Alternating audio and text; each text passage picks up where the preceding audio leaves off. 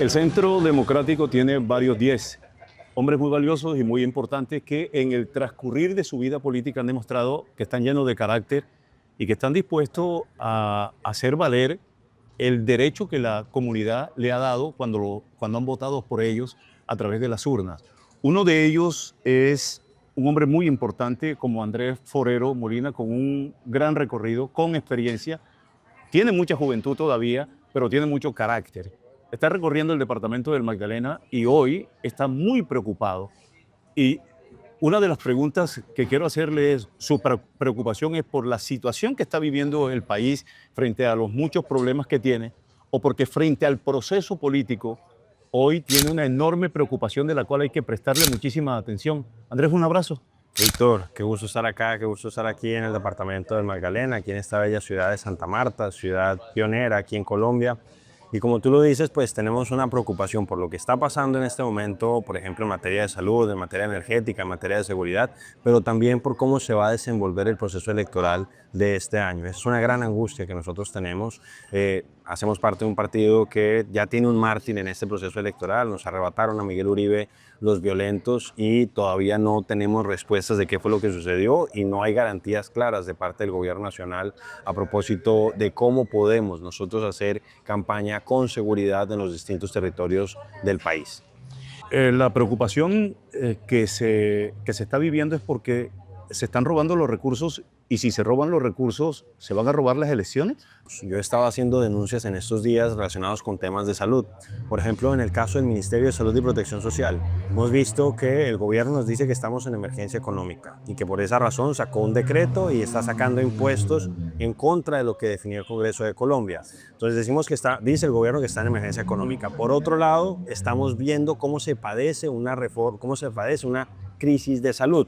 Y finalmente, estamos cerca de las elecciones y vemos que el ministerio en este momento pretende crecer la planta de personal en más de 400 personas con un costo superior a los 59.000 millones de pesos. Entonces, ahí, por ejemplo, yo sí tengo susto porque estamos compitiendo en desigualdad de condiciones. Ellos están logrando esta plata y logrando esta planta de personal para hacer seguramente politiquería. Lo mismo está pasando en la ADRES. Están pasando de más o menos unos 230 cargos de planta a más de 900. Ahí también estamos viendo con preocupación cómo pueden hacer politiquería con esos recursos. Y hoy denuncié lo que está sucediendo con las EPS intervenidas. Es que hoy hay que recordar a los colombianos que más de la mitad de la población colombiana está afiliada a una EPS intervenida y controlada por parte del gobierno nacional.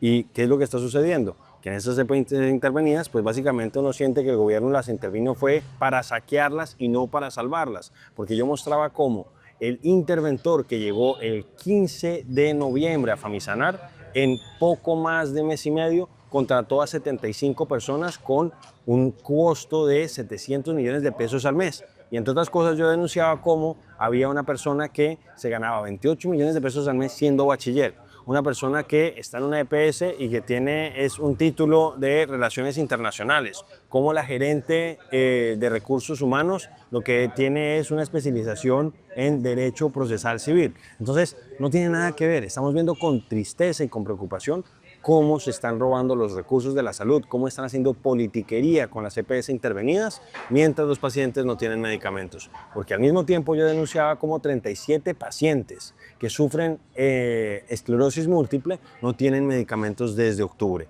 Entonces, yo sí tengo mucha preocupación, por un lado, porque no nos brindan condiciones de seguridad, no nos brindan garantías, y por otro lado, porque sencillamente vemos cómo los recursos los están destinando posiblemente para comprar elecciones y comprar favores de cara a la votación.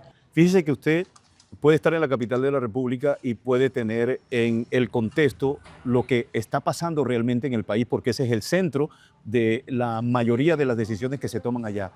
Pero un candidato a la Cámara de Representantes aquí en la ciudad de Santa Marta, que quiere representar el departamento del Magdalena, está pensando en su campaña, simplemente en su campaña, pero el contexto del gran contenido del problema que tiene el país, prácticamente él está ausente de una situación que termina afectándolo en su campaña y termina afectando a su departamento. Algo que me dijeron que tengo que confirmarlo, no lo puedo aseverar con certeza. Están pensando en contratar, por ejemplo, en nueva EPS, 8.000 personas para equipos básicos en salud.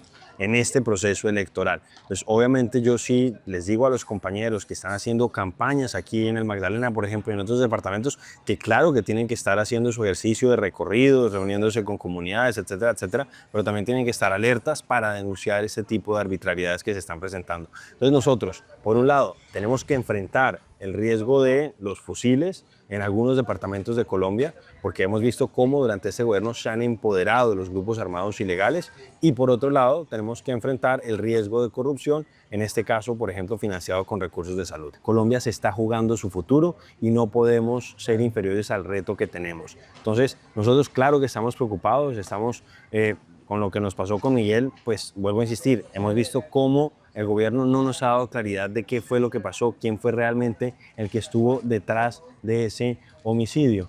Pero lo que sí tenemos que hacer es que ese martirio, ese sacrificio de Miguel no haya sido en vano y que nosotros podamos seguir defendiendo las ideas y podamos seguir encarnando los valores y los principios por los que él dio su vida. Entonces, digo todo esto porque sí tenemos esos dos retos muy grandes. Por un lado, un gobierno haciendo plata, haciendo campaña de manera descarada con recursos públicos. Vimos al presidente, quién sabe cuánta plata se gastó en esa marcha pro Maduro y en contra de los Estados Unidos hace unos días, y todos esos son recursos públicos. Yo vi encima de una tarima a un candidato al Senado de la República.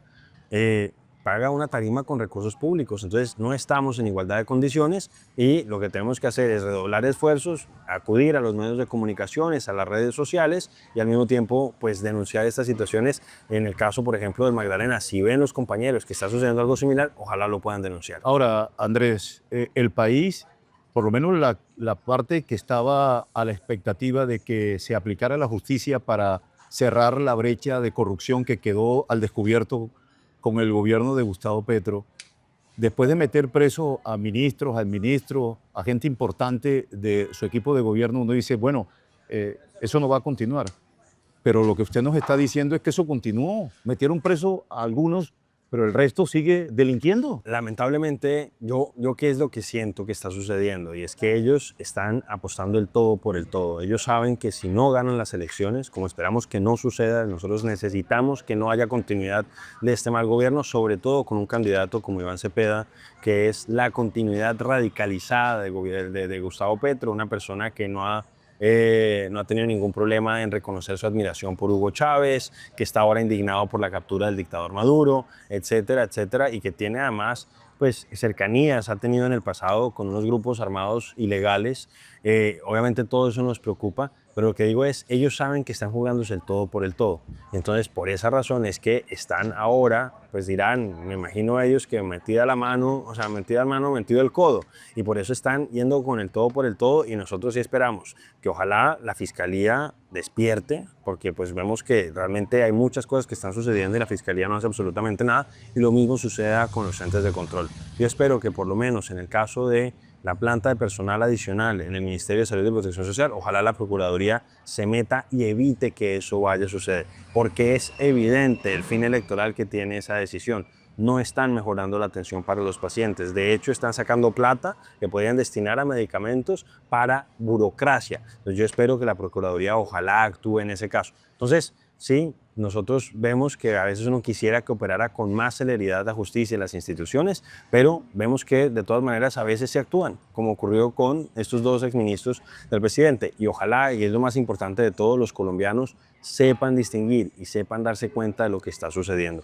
Una cosa, por ejemplo, subió el salario mínimo un 23%, más allá de las consideraciones que se puedan tener, de los riesgos que pueda haber en materia de seguridad, en materia económica, que se pueda de aumentar la informalidad, de que se pueda aumentar el desempleo.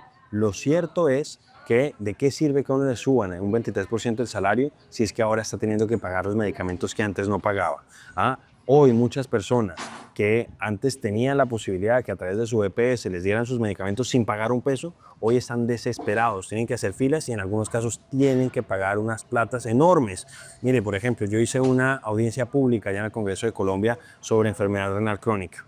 Y ahí me decía un representante de asociaciones de pacientes que hoy por hoy, como no les están dando los medicamentos a los trasplantados, personas que recibieron un trasplante, que eso obviamente le costó mucho a todo el sistema, ellos se vieron beneficiados, vieron mejorada su calidad de vida, no les dan los medicamentos, ¿qué hacen ellos? Pues hacen bazares, hacen rifas, y si aún así no les alcanza, se juntan entre varios, haga de cuenta 1, 2, 3, y compran el medicamento entre los 3 y hacen pico y placa. ¿Qué significa pico y placa? El lunes yo me tomo el medicamento, el martes se lo toma usted y el miércoles se lo toma él, a pesar de que se lo deberían tomar todos los días. Entonces, yo sí le pido a los colombianos que no se dejen engañar por el populismo. Eso ya sucedió en Venezuela y las consecuencias las siguen pagando los venezolanos hasta el día de hoy.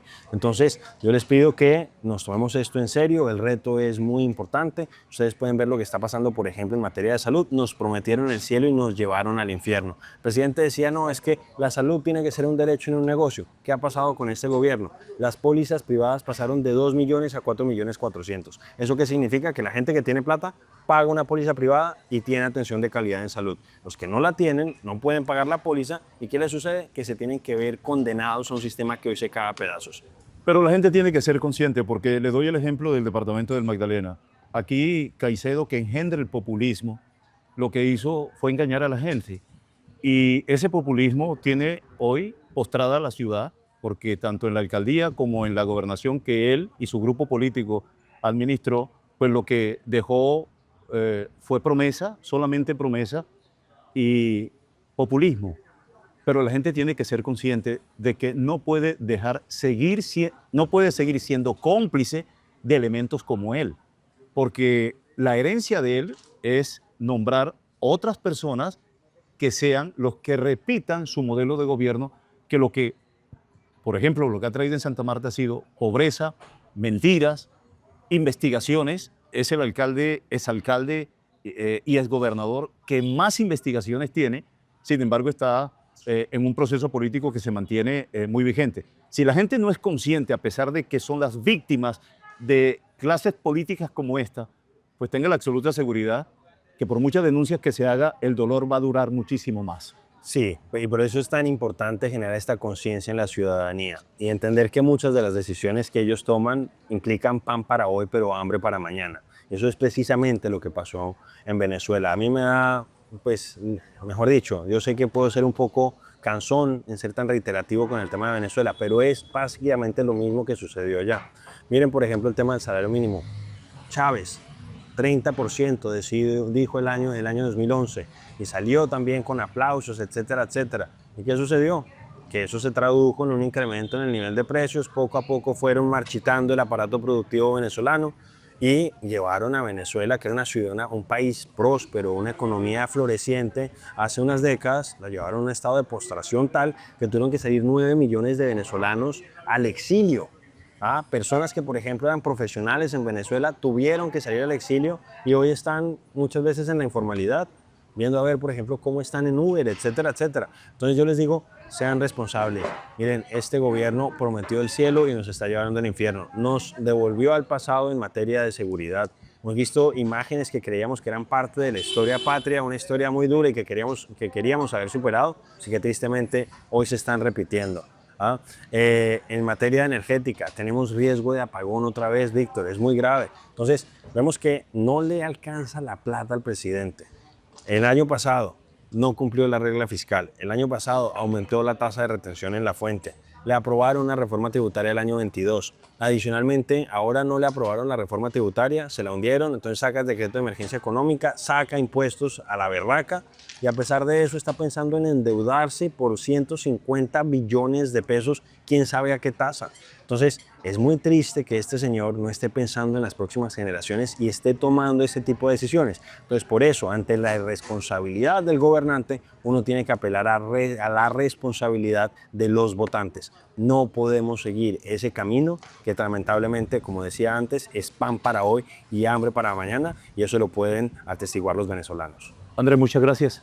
A ti, Víctor, muchas gracias. Ya saben que para votar por nosotros es muy sencillo, es lista cerrada del Centro Democrático, marcar en el Senado el logo del Centro Democrático, ahí van a estar votando por mí y también van a estar votando, por ejemplo, por Honorio, que es un samario, es una persona aquí del Magdalena, y también por el presidente Uribe, que está en el puesto 25. Y ojalá también nos puedan acompañar a la Cámara de Representantes y a la consulta con Paloma Valencia.